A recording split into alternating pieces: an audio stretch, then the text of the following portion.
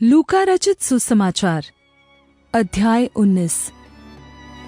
वह यरीहो में प्रवेश करके जा रहा था। वहां जक्कई नामक एक मनुष्य था जो चुंगी लेने वालों का सरदार और धनी था। वह यीशु को देखना चाहता था कि वह कौन सा है, परंतु भीड़ के कारण देख न सकता था क्योंकि वह नाटा था।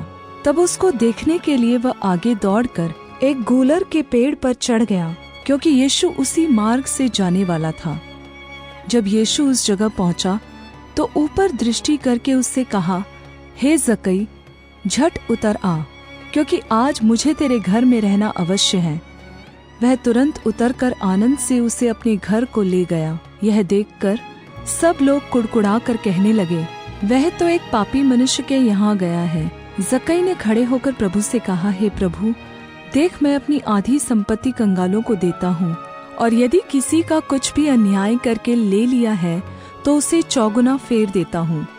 तब यीशु ने उससे कहा, आज इस घर में उद्धार आया है, इसलिए कि यह भी अब्राहम का एक पुत्र है, क्योंकि मनुष्य का पुत्र खोए हुओं को ढूंढने और उनका उद्धार करने आया है। जब वे ये बातें सुन रहे थे तो उसने एक दृष्टांत कहा, इसलिए कि वह यरूशलेम के निकट था और वे समझते थे कि परमेश्वर का राज्य अभी प्रकट होने वाला है। अतः उसने कहा, एक धनी मनुष्य दूर देश को चला ताकि राजपद पाकर लौट आए, और उसने अपने दासों में से 10 को बुलाकर उन्हें 10 मोहरें दी और उनसे कहा, मेरे लौट आने तक लेन देन करना।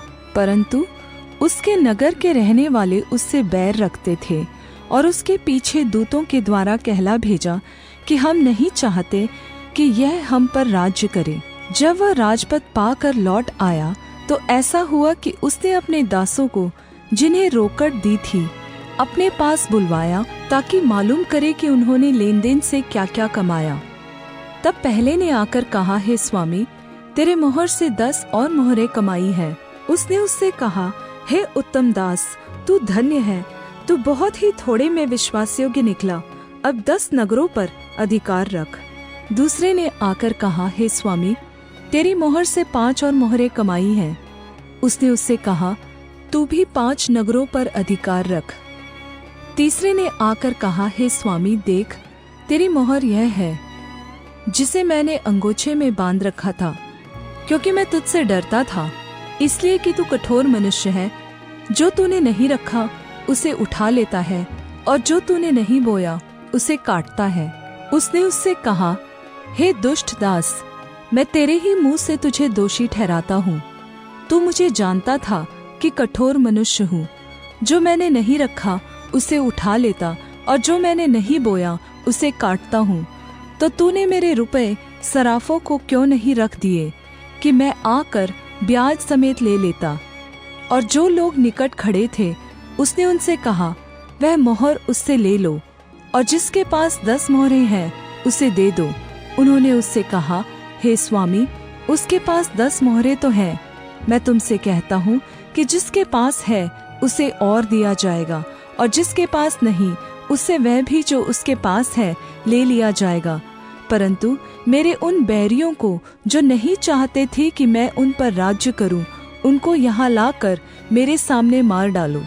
ये बातें कहकर वह यरूशलेम की ओर उनके आगे आगे चला, और जब वह जैतून नाम पहाड़ पर बैतफगे और बेथनिया के पास पहुंचा तो उसने अपने चेलों में से 2 को यह कह के भेजा, सामने के गांव में जाओ, और उसमें पहुंचते ही एक गधी का बच्चा, जिस पर कभी कोई सवार नहीं हुआ, बंधा हुआ तुम्हें मिलेगा, उसे खोल कर लाओ। और यदि कोई तुमसे पूछे कि क्यों खोलते हो, तो यह कह देना कि प्रभु को इसकी जरूरत है। जो भेजे गए थे उन्होंने जाकर जैसा उसने उनसे कहा था वैसा ही पाया। जब वे गधे के बच्चे को खोल रहे थे तो उसके मालिकों ने उनसे पूछा, इस बच्चे को क्यों खोलते हो? उन्होंने कहा, प्रभु को इसकी जरूरत है। वे उसको यीशु के पास ले आए और अपने कपड़े उस बच्चे पर डालकर यीशु को उस पर बैठा दिया। जब वह जा रहा था तो वे अपने कपड़े मार्ग में बिछाते जाते थे। और निकट आते हुए जब वह जैतून पहाड़ की ढलान पर पहुंचा तो चेलों की सारी मंडली उन सब सामर्थ्य के कामों के कारण जो उन्होंने देखे थे, आनंदित होकर बड़े शब्द से परमेश्वर की स्तुति करने लगी। धन्य है वह राजा जो प्रभु के नाम से आता है। स्वर्ग में शांति और आकाश में महिमा हो। तब भीड़ में से कितने फरीसी उससे कहने लगे, हे गुरु, अपने चेलों को डांट। उसने उत्तर दिया, मैं तुमसे कहता हूँ, यदि ये चुप रहे तो पत्थर चिल्ला उठेंगे। जब वह निकट आया तो नगर को देखकर उस पर रोया और कहा, क्या ही भला होता कि तू ही इसी दिन में कुशल की बातें जानता, परंतु अब वे तेरी आंखों से छिप गई है, क्योंकि वे दिन तुझ पर आएंगे कि तेरे बैरी मोर्चा बांधकर तुझे घेर लेंगे और चारों ओर से तुझे दबाएंगे और तुझे और तेरे साथ तेरे बालकों को मिट्टी में मिलाएंगे और तुझ में पत्थर पर पत्थर भी न छोड़ेंगे, क्योंकि तूने वह अवसर जब तुझ पर कृपा दृष्टि की गई न पहचाना।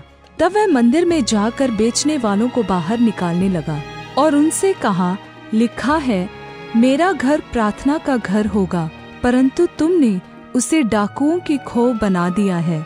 और वह प्रतिदिन मंदिर में उपदेश देता था और प्रधान याजक और शास्त्री और लोगों के प्रमुख उसे मार डालने का अवसर ढूंढते थे, परंतु कोई उपाय न निकाल सके कि यह किस प्रकार करे, क्योंकि सब लोग बड़ी चाह से उसकी सुनते थे।